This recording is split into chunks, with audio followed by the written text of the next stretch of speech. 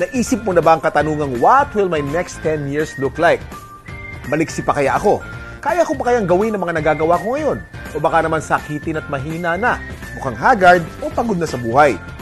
Alam niyo bang may isang halaman na ginagamit pa mula pa noong panahon ng Biblia na sinasabing nagsusupply ng complete nutrition from birth to old age? At isa sa most nutritious of all plant foods na makakatulong mag-maintain ng strength, stamina, and energy hanggang sa pagtanda.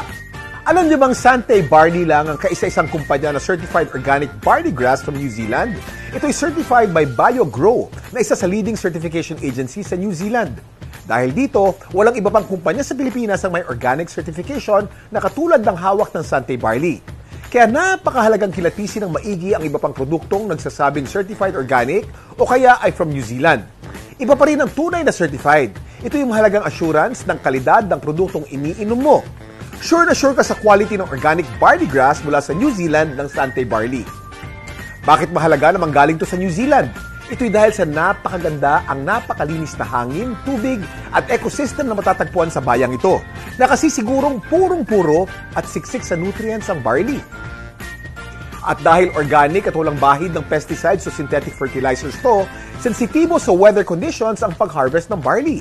Pinakamaganda at masustansya ang mga sariwang dahon pag ito'y nasa 30 centimeters na ang haba at ang tips lamang nito ang kinukuha kung kailan spring at autumn ang kasalukuyang klima.